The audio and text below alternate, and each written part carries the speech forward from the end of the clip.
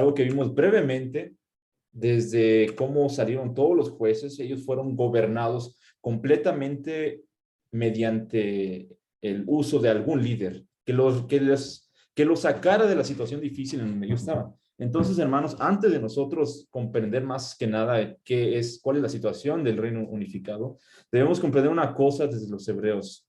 Como dice ahí, conforme Hebreos 11:13, conforme a la fe murieron estos sin haber recibido lo prometido, sino mirando de lejos y creyéndolo, y saludándolo y confesando que eran extranjeros en peregrinos sobre la tierra. Y algunos, hablando en ese momento justo de algunas personas, bueno, más bien ahí habla justo de la necesidad de continuar más adelante hacia la promesa a la cual nosotros nos corresponde.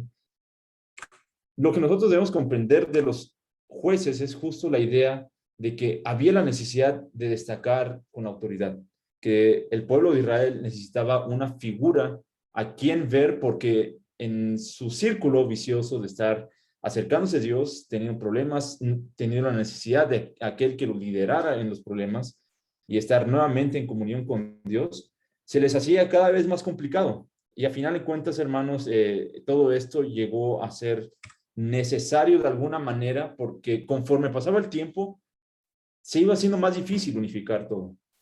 Los problemas y las dificultades iban aumentando. Cada uno de ellos estaban atendiendo sus propios asuntos. Cada uno de ellos también estaba, pues sí, justamente de alguna manera estaban cada uno de ellos enfocados a mantener sus necesidades inmediatas, y a veces esas necesidades no eran Dios. Veamos brevemente entonces, hermanos, cuántas tribus y toda la tierra que abarcó todo esto. Son todas las 12 tribus de Israel, que son, sí, de los 12 nombres que nosotros conocemos: Judá, Rubén, Gad, Aser, Neftalí, Manasés, Simeón, Leví, Isaacar, Zabulón, José y Benjamín. Todo esto, hermanos, imagínenselo distribuido por mucha tierra, en la cual era difícil comunicar las cosas. A veces algunos iban bien, a algunos otros se iban por otro lado. No iban todos trabajando para el mismo propósito. Entonces, es ahí donde ellos claman por un rey. Y a pesar de todo, hermanos, la necesidad era más inmediata, porque ellos ya no volteaban a ver a Dios, volteaban a ver a una figura. Sin embargo, lo que sí vemos es que ellos, como tal, no es una causa a la cual todo esto, los problemas que hayan sido necesarios para establecer un rey, sino son la consecuencia de su propia división, desobediencia y la falta de devoción que ellos no tenían hacia Dios, que hacía los problemas cada vez más difíciles. Jueces capítulo 2, versículo 16 al 23. Perdón, hermanos. Habla acerca sobre la necesidad de cómo cada uno de ellos iban siendo probados. Resumiendo este pasaje, hermanos, en Jueces capítulo 2, versos 16 al 23, hablaba de esto. Necesitaban a que se levantase alguien en esos problemas. El pueblo sufría, se alejaba, sí, a veces la mayoría de las veces por sus propias consecuencias, pero eso no era todo. Dios mantenía su promesa. A final de cuentas, más adelante en el capítulo 2, dice que sí, era necesario que ellos fueran probados por muchas otras naciones.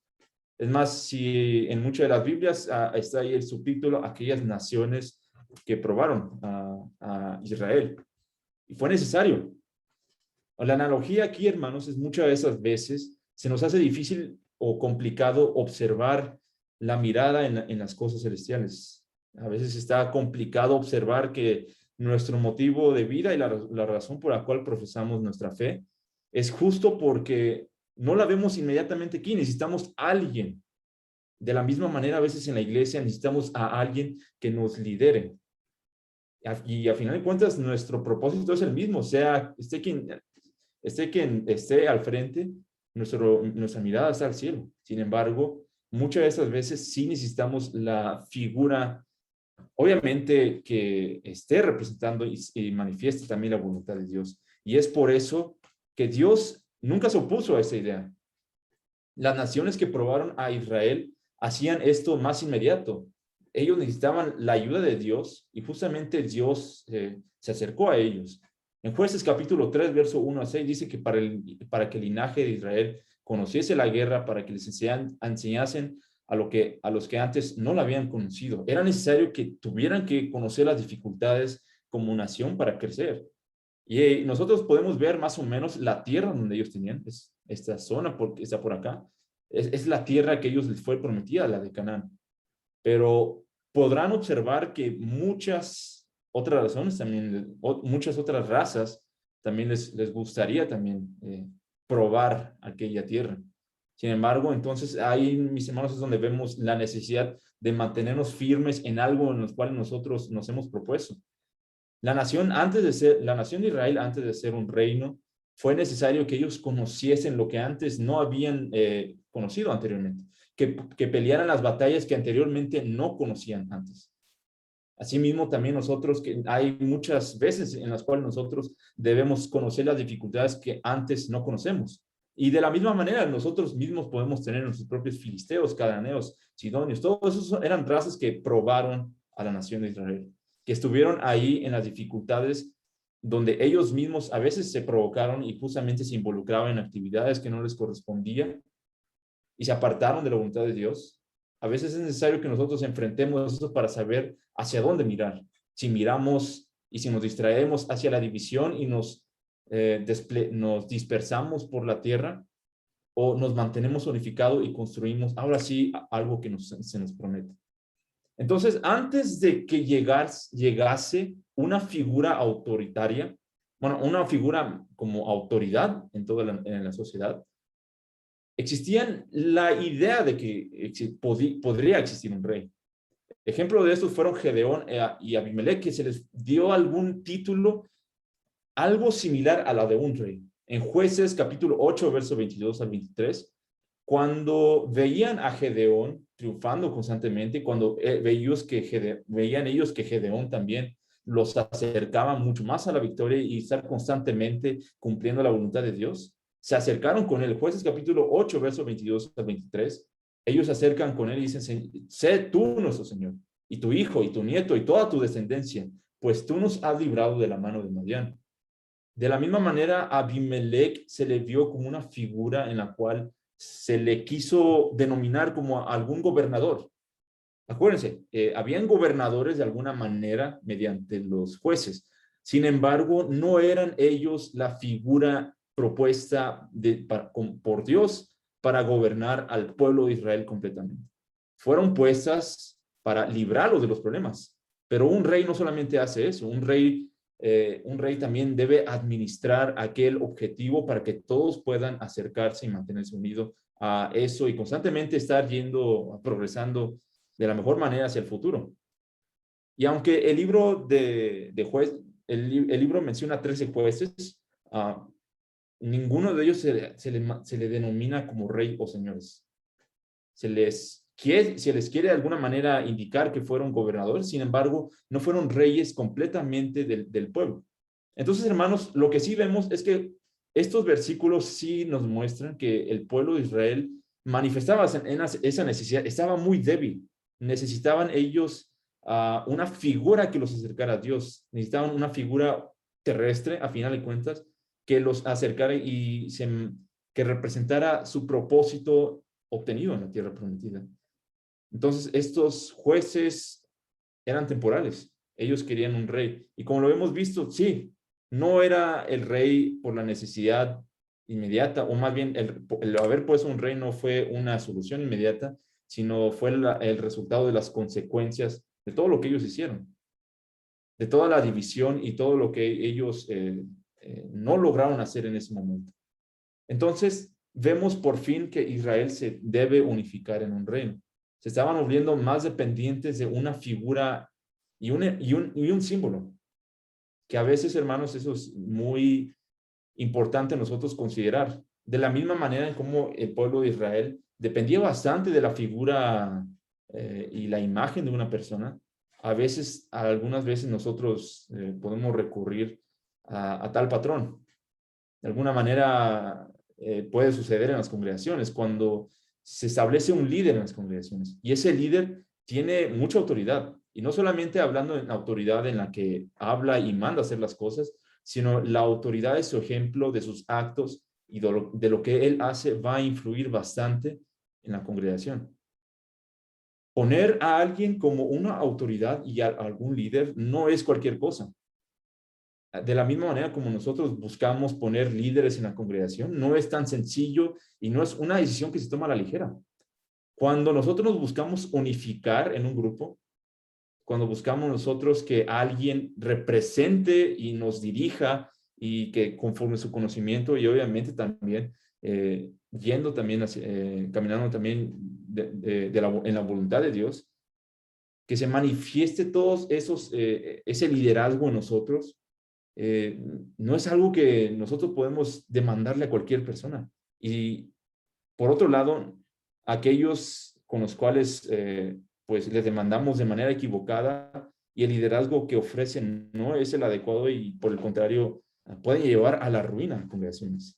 De la misma manera, una autoridad, una figura representativa de autoridad puede llevar a la ruina un reino y es por eso, hermanos, que el reino unificado debe buscar una persona conforme a la voluntad de Dios que busquen esos propósitos. ¿Cómo fue propuesto eso por Dios? Como lo vimos, Dios de ninguna manera se opuso, de ninguna manera tampoco dijo que esto es malo. Lo que sí dijo fue, pues esto más bien es por la necesidad que ellos ya no quieren obedecer directamente a Dios, necesitan a alguien físico, en lo cual de alguna manera se iban desviando, se les iba desviando el propósito, pero Dios se preparó para eso también. Cuando se compartió la ley, ahí en Deuteronomio capítulo 17, vamos a darle lectura. Deuteronomio capítulo 17, verso 14 al 20.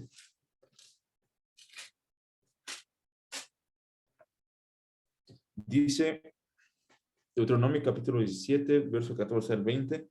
Cuando hayas entrado en la tierra que Jehová tu Dios te da, y tomes posesión de ella y la habites, y digas, pondré un rey sobre mí, como todas las naciones que están en mis alrededores. Ciertamente pondrás por rey sobre ti al que Jehová escogiere, al que Jehová tu Dios escogiere. De entre tus hermanos pondrás rey sobre ti, no podrás poner sobre ti a hombre extranjero, que no sea tu hermano. Pero él no aumentará para sí caballos, ni hará volver al pueblo a Egipto con el fin de aumentar caballos, porque Jehová os ha dicho, no volváis nunca por ese camino. Ni tomará para sí muchas mujeres, para que su corazón no se desvíe, ni plata ni oro amontonará en sí, para sí en abundancia. Y cuando se siente sobre el trono de su reino, entonces escribirá para sí en un libro una copia de esta ley, del original que está al cuidado de los sacerdotes levitas, y lo tendrá consigo y leerá en él todos los días de su vida, para que aprenda a temer a Jehová su Dios, para guardar todas las palabras de esta ley y estos estatutos, para ponerlos por obra, para que no se eleve su corazón sobre sus hermanos, ni se aparte del mandamiento a diestra ni a siniestra, a fin de que se prolongue sus días en su reino, él y sus hijos en medio de Israel. ¿Cuándo se escribió esto? Desde muchísimo antes que se había establecido el reino. Desde muchísimo antes que ellos iban triunfando en todo esto. Cuando ellos de alguna manera ya se veían como casi cerca de una nación. Escribieron eso cuando hubo la necesidad de volver a repetir la ley. En esos momentos, hermanos, ellos habían recibido por parte de Dios que cuando llegasen a esa tierra prometida, se preparasen, porque tarde o temprano lo iban a querer. Claro, hermanos, como vimos en 1 Samuel, tal vez las condiciones en las que quisieron un rey no fueron las mejores. Sin embargo, Dios siempre había previsto eso. Desde anteriormente había visto que era necesario crecer como sociedad, que ellos iban a buscar no aumentarse solamente buscando el favor de Dios constantemente, sino creciendo como personas, como civilización, triunfando y disfrutando la tierra prometida, porque ellos, a final de cuentas, a eso iban. El contraste que ellos tenían en la esclavitud de Egipto, pues era pues, todo lo contrario. Disminuir su calidad de vida no era lo más adecuado. Ellos querían vivir, ellos querían gozar de esto en la tierra prometida. Ahora, lo que vemos aquí, hermanos, es que la autoridad no es un instrumento malo. Es una vía, es un instrumento útil y en muchos de los casos es una bendición para que la iglesia crezca, para que también el pueblo también creciera en ese momento. Entonces, lo que sí es necesario es justo que cuando estableciese ese rey, y este es uno de los fundamentos como tal del reino de Israel que debía existir, es que mantuviera siempre en sí cerca, dentro de su mente, dentro de su corazón, pero no solamente de esa manera, sino compartiéndola, utilizando su autoridad para eso, a toda la nación, de mantener la palabra de Dios cerca, siempre, de siempre buscar qué es lo que nosotros debemos buscar. Y como dice aquí, no es para nosotros buscar a cualquier otra persona, de la misma manera como no llegamos nosotros a buscar a cualquier persona en la calle para que dirija la congregación de San Rafael. De esa manera tampoco Jehová quiso que cualquier extranjero llegase al pueblo de Israel para que se estableciese como un rey, porque no comprenden el mismo propósito, no han sufrido lo que, como también hablaba en el libro de los jueces, había que ser necesario que ellos comprendiesen lo que eran las batallas que ellos habían pasado. No, tampoco podía ser alguien que podía utilizar ese poder y esa autoridad para satisfacerse a sí mismo. En la iglesia de Cristo no buscamos nosotros establecer autoridad para eso, y no deberíamos, porque en muchos casos sí sucede. Entonces, hermanos, Israel unificándose en un reino bajo el patrón de mantenerse siempre cerca de la voluntad de Dios, estar cumpliendo esa voluntad mediante la palabra, es un ejemplo para nosotros cuando busquemos nosotros crecer como congregación. ¿Qué vamos a hacer nosotros el día de mañana cuando busquemos ancianos? Cuando en la congregación de San Rafael vemos que hay problemas y más que ser unificar nada más, necesitamos buscar a alguien que nos ayude a dar dirección. Y habrá a quienes Dios ponga como medio para que todo eso sea más fácil. Entonces, hermanos, al igual que como el pueblo de Israel, había muchas tribus, mucho terreno y territorio distribuido por muchos lados, cada uno con sus intereses propios, personas también como usted y como yo viviendo en lugares distintos, viviendo vidas distintas, buscando tal vez sobrevivir conforme a su propia manera. Sin embargo, todos ellos se unían bajo la promesa de Dios. Esa es la misma manera en cómo nosotros también buscamos como hijos de Dios adoptar eso. Buscar cómo pasar de aquí de este lado izquierdo de una nación heterogénea, si se le puede decir así, de muchas formas, de muchos lugares, muchas ideas, a una sola unión y una sola unidad. Entonces, bajo esa idea, hermanos, se unificó y fue necesario que el pueblo buscase la necesidad de unificarse. Y es por eso que en 1 Samuel capítulo 10, verso 1 al 2, habla acerca cómo Samuel, siendo el último de los jueces, decide más bien obedece la instrucción de Dios de poner a Saúl como rey. En ese momento, hermanos, en esos versículos, nosotros vamos a darle una breve lectura, vemos cómo se utiliza una ceremonia de aceptación. Pero no solamente es una aceptación, sino también lo vemos como una bendición, el hecho de ungir a las personas con aceite.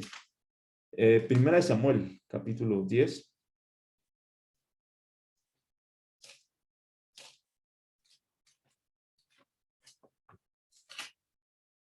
Dice el verso 1 y 2, tomando entonces Samuel una redoma de aceite, la derramó sobre su cabeza y lo besó y le dijo, ¿no te ha ungido Jehová por príncipe sobre su pueblo Israel?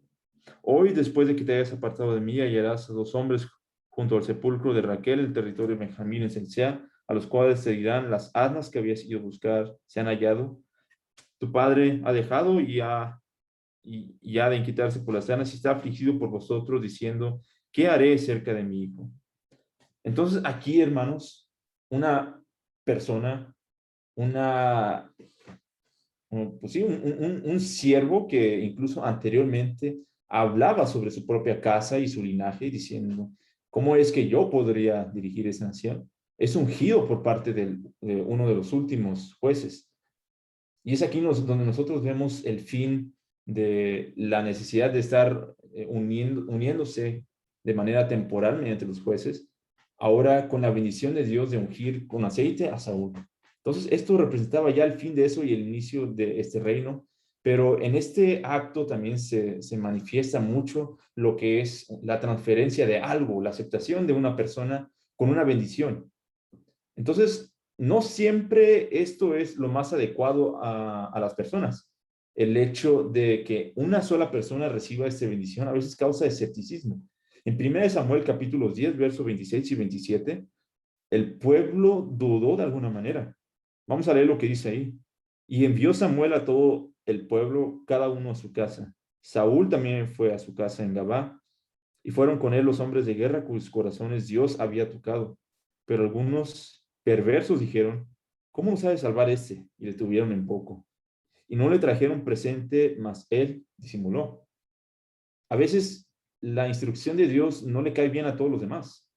La bendición de Dios para que unas personas tomen este liderazgo no es siempre la mejor, no es siempre recibido de la mejor manera por otros. ¿Por qué, hermanos? Habíamos hablado justo de esto, de ese patrón de tener autoridad, liderazgo. Hay dos cosas, y hay una perversión, como dice este versículo, por ambos lados, de aquellos quienes no tienen liderazgo y de aquellos que tienen liderazgo. Aquellos que tienen liderazgo fácilmente se pueden pervertir con tanta autoridad. Aquellos que se pervierten por estar bajo un liderazgo a veces se pervierten con la envidia, el escepticismo, la rebeldía. Y a veces, muchas de esas veces también es por ignorancia. A veces creer que somos más que algunos de los demás, incluso hasta desafiando también la instrucción de Dios. Es por eso, hermanos, que de alguna manera Saúl no fue como que el precursor de lo más elevado que llegó a ser bueno, fue el precursor, eso sí, pero no fue el que inició todo esto de la unidad en el reino, porque no todos estaban de acuerdo. Sin embargo, fue nombrado por Dios, eso sí, y ahora estando todos ellos juntos mediante este reino, pues sí, Saúl demostró lograr ser más un caudillo que un líder. Fue constantemente derrotando las razas que los oprimían, como lo pudimos ver, como lo, como lo vimos en el mapa en donde todos estaban rodeando Canaán. Saúl logró ser ese ejemplo que ellos necesitaban por parte de Dios. Primera de Samuel, capítulo 14, verso 47, y a donde quiera que volvía, a donde él se volvía, era vencedor. Entonces, hermanos, como decía Samuel en capítulo 9, verso 17, Jehová le dijo a Samuel, he aquí, este es el varón del cual te hablé, este gobernará a mi pueblo. Se estableció por primera vez el primer rey que ahora ellos iban a observar como esa figura que tanto desearon. Sin embargo, hermanos, esa autoridad que se le fue dada a Saúl no le sirvió de la mejor manera. Porque al final de cuentas terminó siendo desechado como rey al no quitarle la vida a Agag. Primera de Samuel, capítulo 15, verso 23, vamos a leer brevemente lo que sucedió ahí.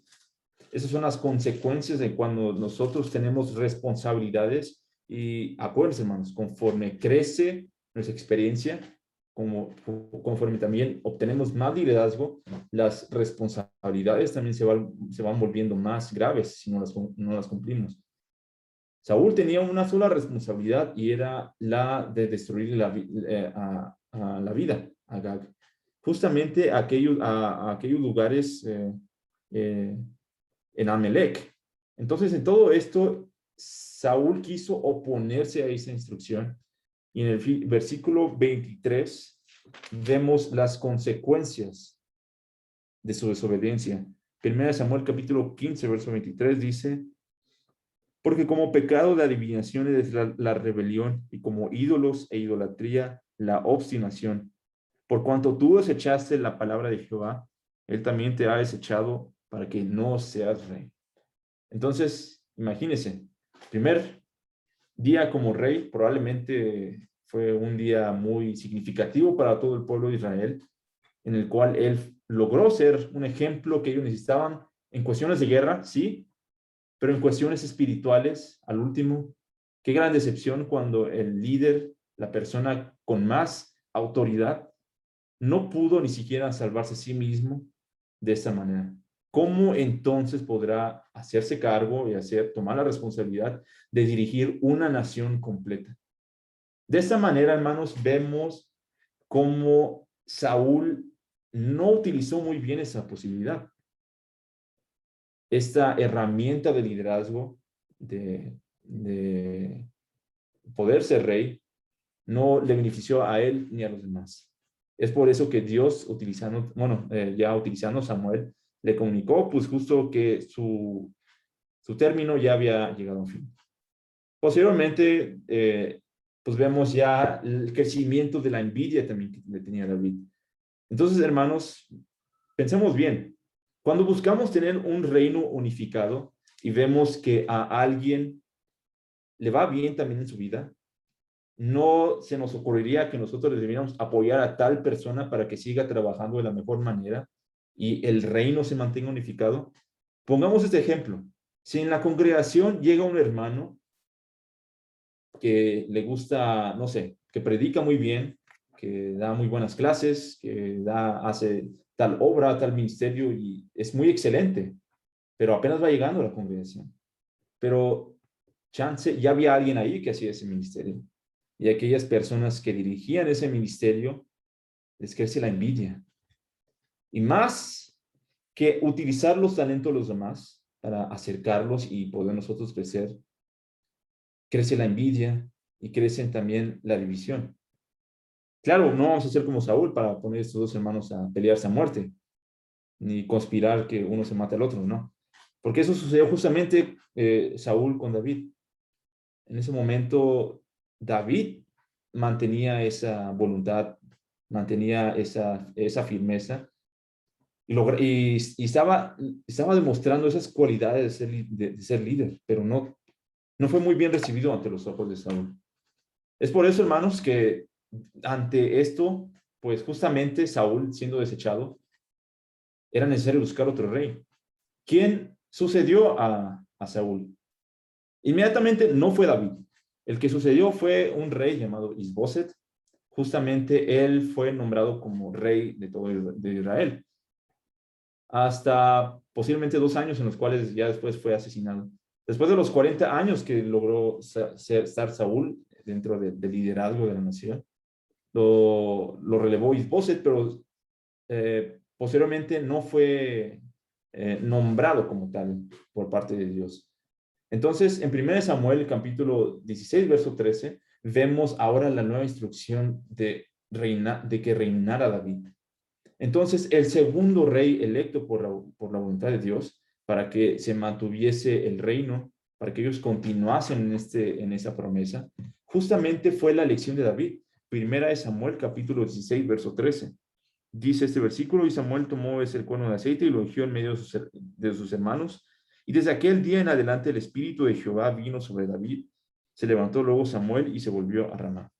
De las personas que menos esperamos a veces es quienes resultan ser aquellas que más favorece Dios por el trabajo que ellos han hecho, por el corazón que han tenido. Y como dice Hechos también, cuando Pablo hablaba de David, aquellas personas conforme al corazón de Dios.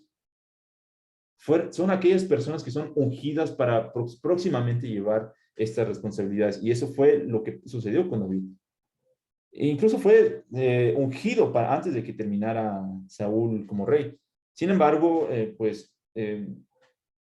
inició su liderazgo justamente en 2 Samuel capítulo 5, verso 6. Vemos que desde antes ahí hay un indicio de que no fue rey completamente de Israel.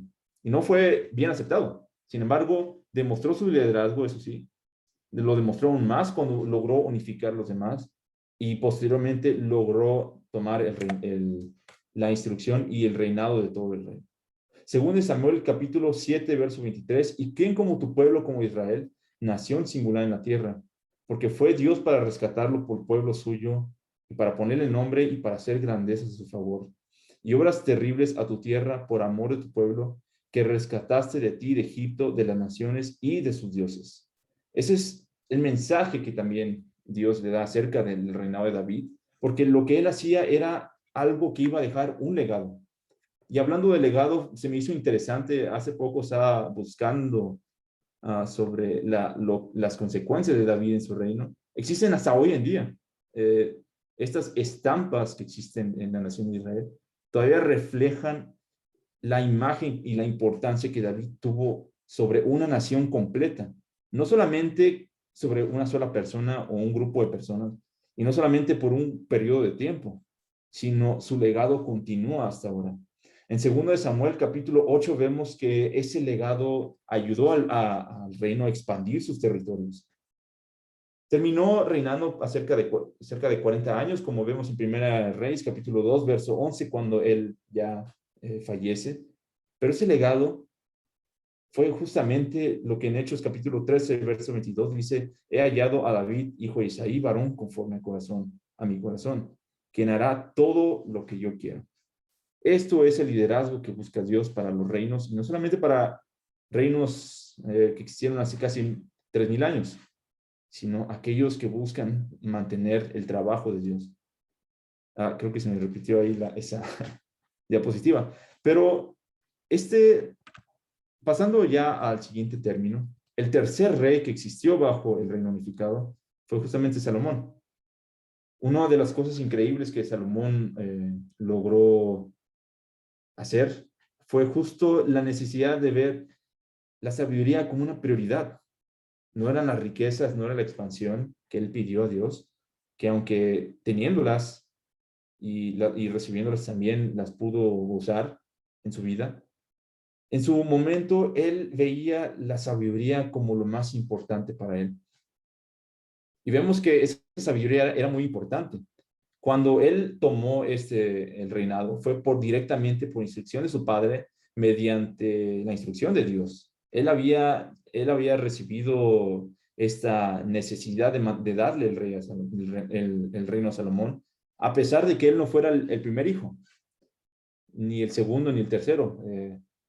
Eh, el que sí fue el cuarto fue justo Adonías. Sin embargo, no fue él al quien se le dio el reino. A pesar de eso, hermanos, en Primera Reyes, capítulo 5, capítulo 1, verso 5, 27, vemos que existe también conspiración. Imagínense, también cuando hay autoridad de por medio y otros quieren tomarlo, pues algunos otros van a sacar su actitud para aprovechar. Justamente esa conspiración realizada por Adonías era para usurpar el trono. Pero en Primera de Reyes, capítulo 2, verso 4, vemos que David da esta bendición directamente a Salomón, siendo él menor de otros de sus hermanos. Hablándole David en Primera de Reyes, capítulo 2, verso 4, si tus hijos guardaren mi camino, andando delante de mí con verdad, de todo su corazón y de toda su alma, jamás, dice, faltará a ti varón en el trono de Israel. Si nosotros buscamos constantemente guardar la voluntad de Dios, si buscamos también cumplirla, entenderla, hacerla crecer en nuestras vidas, nunca existirán, nunca habrá falta de liderazgo en el pueblo de Dios. Nunca habrá alguien que le haga falta el entendimiento para saber a dónde ir en las circunstancias más difíciles. Este es el ejemplo que David le dio a Salomón. Y en todo esto, en toda su sabiduría, hermanos, en toda esa grandeza que él logró obtener, a final de cuentas, en sus días vivió en la apostasía. El tercer rey del reino unificado, siendo una de las personas que más ventaja obtuvo directamente de su padre, habiendo disfrutado el legado directamente de él, aquellas personas que no lograron ver como tal el reino tan consolidado como el reino de Saúl por falta de liderazgo y de falta de madurez también como nación, que se vio florecer aún más en el reino de David. Aún así, hermanos, el liderazgo en manos equivocadas y con el entendimiento equivocado también logra destruir naciones completas. A pesar de eso, Salomón logró hacer lo que su padre quiso hacer. En Primera de Reyes, capítulo 6, verso 3 en adelante, habla acerca como, bueno, desde antes, todo el capítulo 6 me parece, habla sobre cómo él se propuso esta labor de construir el templo. El famoso templo que nosotros conocemos que construyó Salomón, pues lo podrá haber disfrutado el privilegio y la bendición de decir que él participó dentro de eso, hermanos, pero al final de cuentas, en lo último de su vida, nada de esto lo llevó a un final bueno, porque a partir de aquí su corazón se desvió, sus hijos se desviaron, y todo esto también provoca que el ejemplo de las personas que vayan a seguir posteriormente a aquellas personas que tienen autoridad no sea la mejor, no sea la mejor madurez que dejen en cuestiones de trabajo. Entonces, hermanos, con todo esto, vemos el mensaje importante en todo lo que nosotros buscamos obtener. Como dijimos, nuestro propósito no es analizar un estudio arqueológico y buscar dónde están las ruinas del templo de Israel para verificar exactamente por dónde, y por aquí caminó, y por esa piedra pisó exactamente Salomón en el año 1002 antes de Cristo, y sucedieron tal cosa, bla, bla, bla. No. La historia es compleja, eso sí, y es muy interesante. Hay cuestiones más complejas que una conclusión tan lineal. Hay mucho aprendizaje que sacar de esto. A final de cuentas, la historia que nos mantiene para nosotros y que se propaga hasta este momento es la idea de que Dios mantiene un plan, una esperanza y una promesa.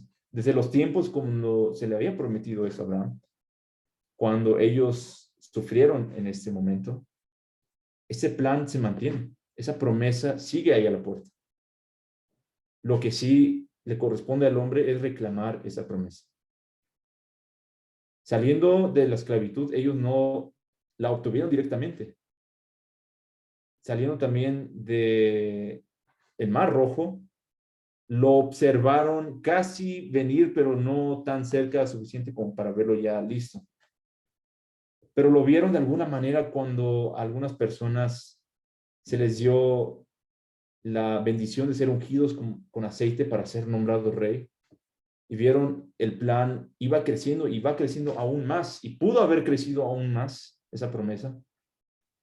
Pero nuevamente, si esta autoridad, este liderazgo, y a final de cuentas corre también en ambas direcciones, y esta obediencia que a nosotros nos corresponde al obedecer las autoridades, no la buscamos hacer conforme a la voluntad de Dios, de nada va a servir, y a final de cuentas todo nos va a llevar a un final en donde cada quien va a buscar el bien propio.